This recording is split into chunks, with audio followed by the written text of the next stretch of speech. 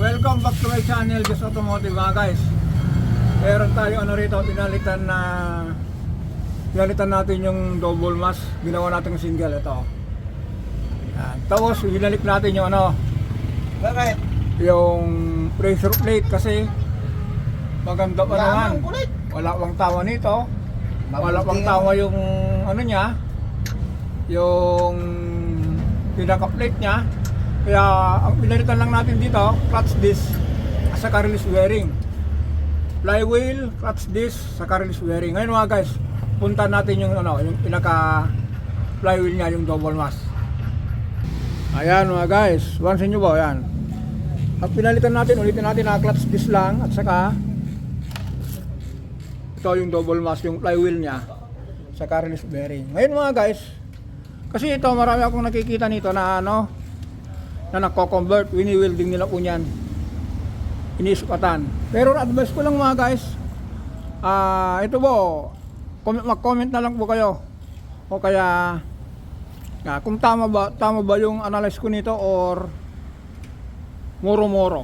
Kasi mga guys, mayroon akong, ulitin ko po, marami akong nakikitang rito, nag-upload ng ganito, pinupull weld po itong niya, ito. Para hindi gumalaw, wini-weld nila yan, wini-weldingan. Pero sa akin mga guys, dahil meron akong nabibiling single mass, yung standard niya, nagpabili na lang ako kaysa yung wasapalaran natin o i-welding natin dito. Kasi mga guys, bakit ganon?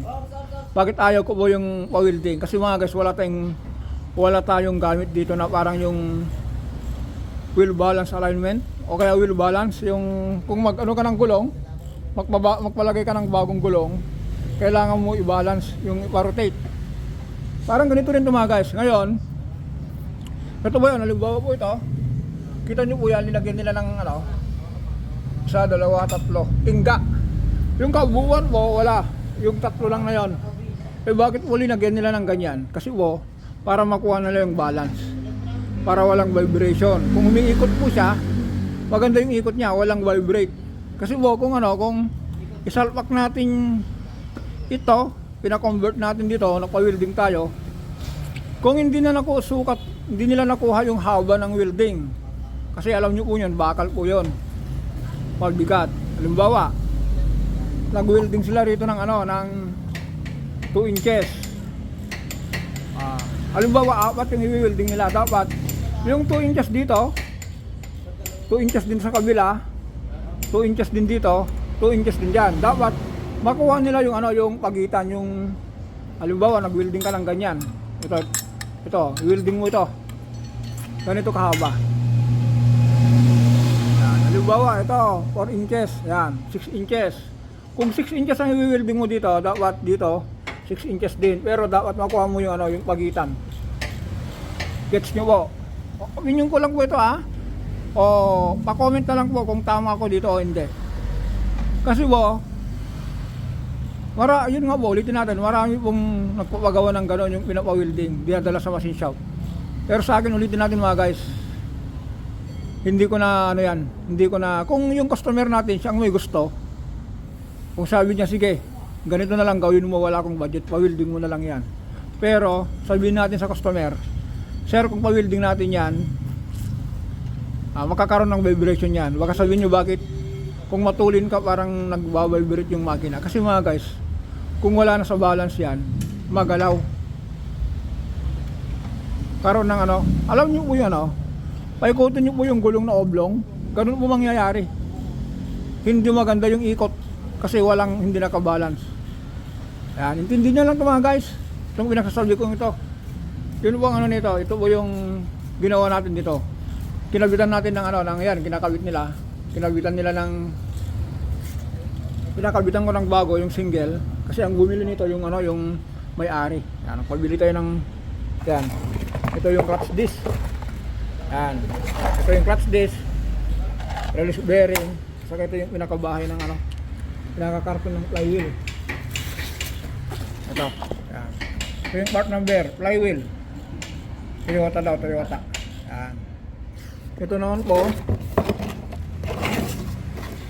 yung clutch disc made in, nakalagay, Indonesia. Tapos itong release bearing natin mga guys, NSK po ito. Yan. Ulitin natin mga guys ha. Ako po, ang ginagawa ko po dito, kung gusto nyo po magpa-welding ng flywheel, yung double mass, gawin yung single, kung iparekta nyo po, dapat po marunong po yung welder. Alam niya po yung ano, alam niya po yung pagitan. Halimbawa ito, gulong. Kung nag-welding ka dito, dapat ito nakatawat dito. Yan, halimbawa ang welding mo po, anim. Dapat ito nakuha niya rito, ito dito, ito dito. Yan, anim po niyan. Sa bata. Tapos, dapat po makuha niya yung ano, yung space, yung haba. Bawat isang welding po, makuha niya yung ano niya, yung between.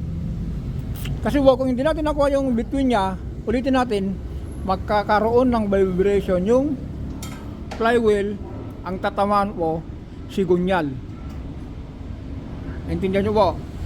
O kaya minsan, kung wala sa vibration, kung nagkaroon ng vibration po niyan, sigunyal, yung main bearing, pwedeng madaling masira, yung gas washer, kasi po, yung sigunyal po, andun yung ano, yung doon nakakabit yung ano, yung main bearing, contract bearing, gas washer. Kung nagkaroon po ng vibration po yon, madaling masira. Okay mga guys, sana naintindihan nyo ito yung nagsasabi ko. Dito na naman tayo. Ayan mga guys, ulitin natin. Kinakabit na po yun.